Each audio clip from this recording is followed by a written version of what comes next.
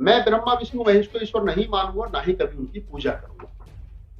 मैं ब्राह्मण के हाथ से कोई कर्मकांड नहीं कराऊंगा, तो ना ही ब्राह्मण को अपने घर बुलाऊंगा। नमस्कार दोस्तों, मैं राहुल नागपाल और आप देख रहे हैं हमारा यूट्यूब चैनल। आज जो बात मैंने इस वीडियो को बनाने से पहले स्टार्टिंग में कही, ये इसलिए महत्वपूर्ण बन जाती है क्योंकि आज का जो वीडियो है वो इसी विषय पर आधारित है। बाबा साहब डॉक्टर अम्बेडकर ने 14 अक्टूबर 1956 को जब हिंदू धर्म छोड़ते वक्त बौद्ध धर्म को अपनाया था, उस वक्त ये बात कही थी जो बात मैंने इस वीडियो के स्टार्टिंग में बताई। उन्होंने 22 प्रतिज्ञाएं अपने निवेदन को दी थी। उन्होंने कहा कि अगर आपको हिंदू धर्म छोड़ करके बौद्ध धर्म अपनाना है तो उससे पहले आपको 22 प्रतिज्ञाएं अपनानी पड़ेंगी। हालांकि 22 प्रतिज्ञाएं मानने वाले लोग और अपनाने वाले लोग जो है उनको अम्बेडकरवादी बुद्धिस्ट कहा जाता है, क्योंकि वो वाले बुद्धिस्ट नहीं है जिनके घरों में बुद्ध के साथ साथ हिंदू धर्म की तमाम देवी देवताओं की मूर्तियां भी मिलती हैं।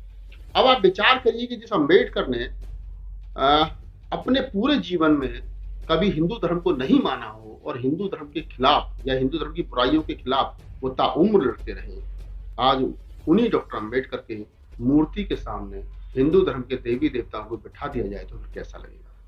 बात कर रहा हूं 18 फरवरी की, और बात है दिल्ली में 15 जनपद नामक एक जगह है। यहाँ पर कभी बाबा साहब डॉक्टर अम्बेडकर का ऑफिस हुआ करता था। बाबा साहब डॉक्टर अम्बेडकर के परिनिर्माण के बाद में इसको काफी दिन के बाद में डॉक्टर अम्बेडकर प्रतिष्ठान नामक एक संगठन बना, एक जो है वो संस्था बनी, उसका यहाँ पर हेड ऑफिस बना दिया गया, जहां से बाबा साहब डॉक्टर अम्बेडकर की जो किताबें हैं, जिनको कहा जाता है कि Ambedkar volumes, right and speech, उनको छाप करके भारत सरकार बेचती थी, उनका ये ऑफिस था। बाद में ऑफिस दूसरी जगह शिफ्ट कर दिया गया और जब मोदी गवर्नमेंट आई तो इस जगह को डॉक्टर अम्बेडकर म्यूजियम के नाम से स्थापित कर दिया गया और उसको भव्य रूप दिया गया, जिसमें 3 छोटे छोटे स्टेडियम भी बनाए गए, जिसमें एक स्टेडियम बड़ा है जिसकी कैपेसिटी लगभग 1000 लोगों की, और 2 छोटे छोटे स्टेडियम है जो 200 150 लोगों को बैठने की जिसमें व्यवस्था है। लेकिन जब आप इस में जाएंगे, इसको देखने के लिए जाएंगे, तो आपको पता चलेगा कि इसका सारा जो नक्काशी है वो बुद्ध में है। सांची स्तूप बना हुआ है एंट्री पर भगवान बुद्ध और बाबा साहब की बड़ी विशाल जो प्रतिमाएं हैं, और एंट्री पर बाबा साहब की बड़ी जो प्रतिमा उंगली करते हुए है, उंगली का इशारा करते हुए है, तो वो तमाम चीज यहाँ बुद्ध से संबंधित हैं। यहाँ पर अगर स्टेडियम को कोई आदमी बुक करता है, चाहे वो अम्बेडकरवादी हो चाहे नॉन अम्बेडकरवादी हो, तो एक हमेशा ये बात होती है कि उसमें आप स्टेडियम को रेंट पर ले रहे हो, स्टेडियम में आपको जो करना है, नाचना है, कूदना है, जो करना है, लेकिन ऑडिटोरियम के बाहर आप कोई भी ऐसा कृत्य नहीं करेंगे जो कि 22 प्रतिज्ञा के खिलाफ हो। हमने भी पहले कई बार वो ऑडिटोरियम जो बुक किया है, चाहे वो SC ST जो सरकारी कर्मचारियों का संगठन हो उनके थ्रू हुआ हो, चाहे LIC के माने KP चौधरी साहब के थ्रू हुआ हो, बहुत सारे लोगों ने उसको बुक किया है, AR जोशी वगैरह तमाम लोग उसको करते रहे हैं। और हमारे बड़े अजीज मित्र है, फिल्म दुनिया में काम करते हैं, कैलाश मासूम जी, उन्होंने भी पिछले दिनों उनको किया था समतावाद को, उसमें एक डॉक्टर अम्बेडकर रत्न भी दिया गया था।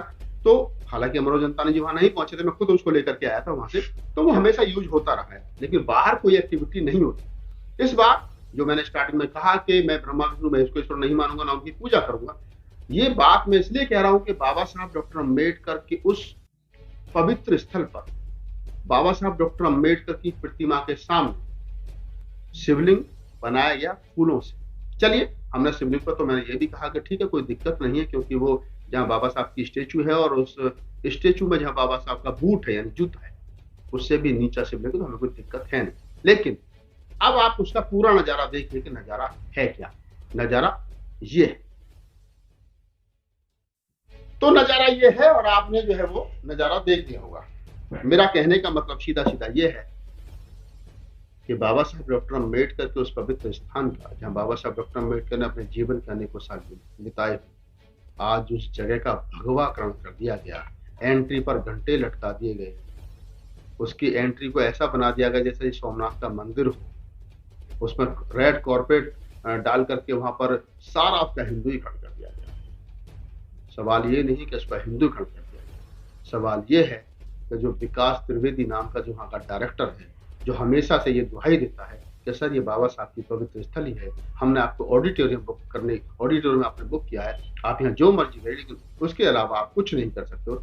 आज मेरा विकास त्रिवेदी से ये सवाल है कि त्रिवेदी जी, कि आखिर ये मान लिया जाए कि अगर दूध की रखवाली या जलेबी की रखवाली बिल्ली को बना दिया जाए तो बिल्ली खाएगी तो मुझे मालूम था, लेकिन सरकार से मेरी अपील है कि आपने ब्राह्मण समाज के इस व्यक्ति को, डॉक्टर अम्बेडकर की इस पवित्र भूमि का डायरेक्टर बनाया विकास त्रिवेदी को, और उसने हमेशा से ये बात कही कि आप यहाँ पर बाहर कोई कृत्य नहीं कर सकते हो, लेकिन आज जब शिवरात्रि का मौका आया तो उसने बाबा साहब डॉक्टर अम्बेडकर के इस पवित्र स्थल को हिंदुईकरण में रंग दिया। ये हमारे तमाम अम्बेडकरवादियों के लिए आहत कर देने वाला विषय है, क्योंकि वर्तमान समय में लोग आहत गैंग इस देश के अंदर घूम रहा है जो ये कहता है कि हमारी भावनाएं आहत हो गई।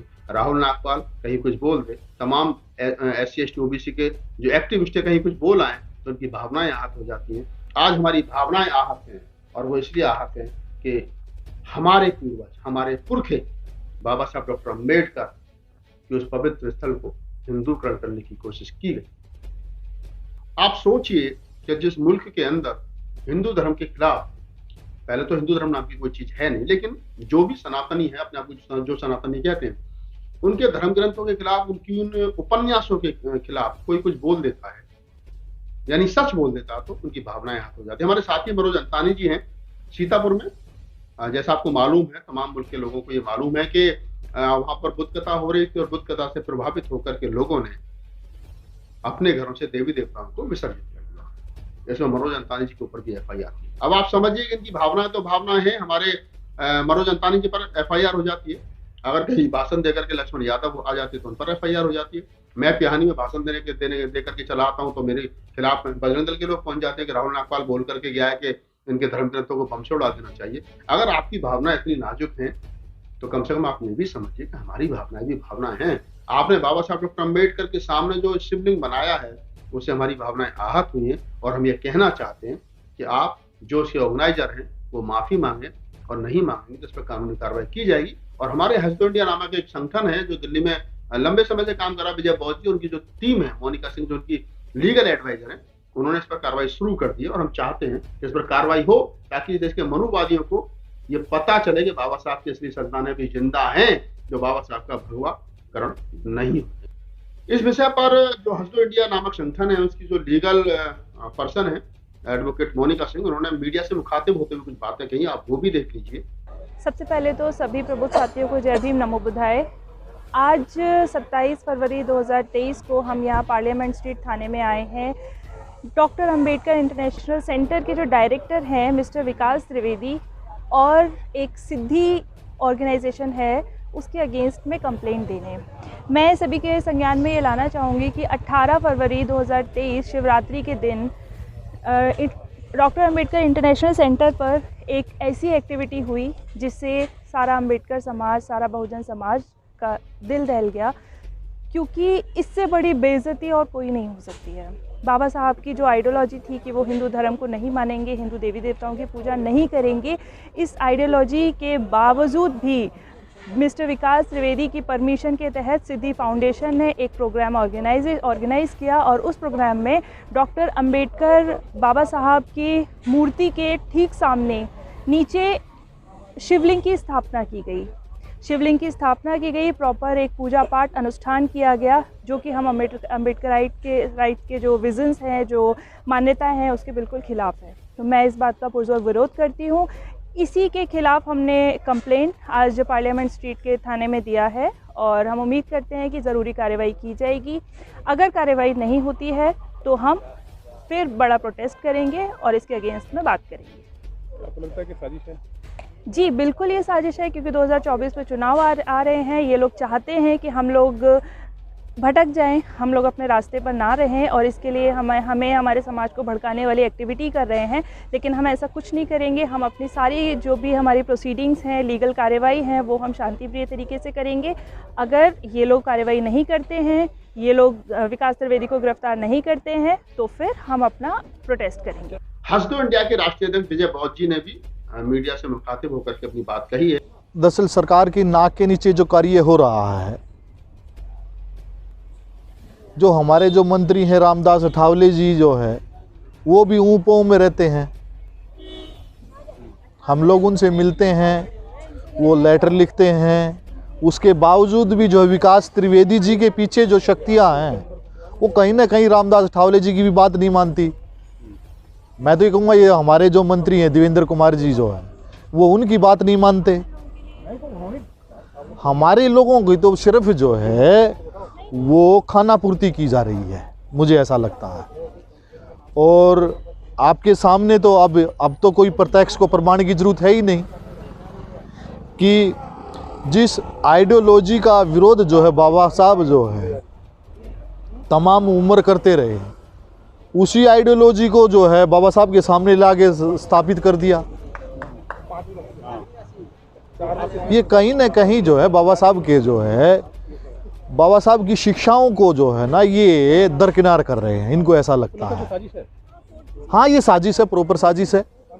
ये साजिश मुझे ऐसा लगता है कि ये आम जनमानस को भड़काने की, उनको लड़वाने की जो है ये की साजिश है।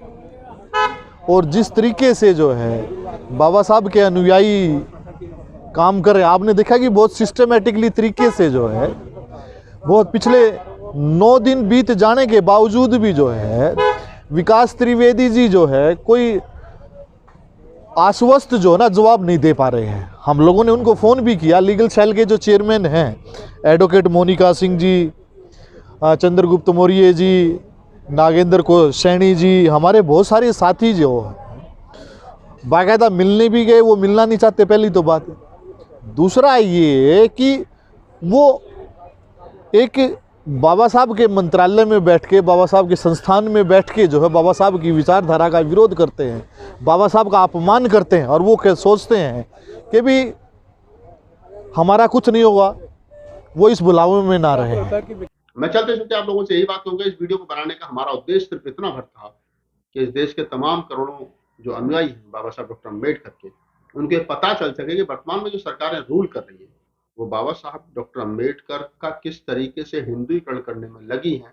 ये तो धन्य है बाबा साहब डॉक्टर अम्बेडकर, जो इतने बुद्धिमान तो खैर वो थे ही, उसमें तो नो संकोच, लेकिन इतने दूरगामी थे कि उन्होंने सोच लिया कि मेरे जाने के बाद में मेरा भगवाकरण करेंगे, इसलिए वो 22 प्रतिज्ञा देंगे जो उनके गले की हड्डी बनी हुई है, ना तो निगले बन रही है ना उगले बन रही है।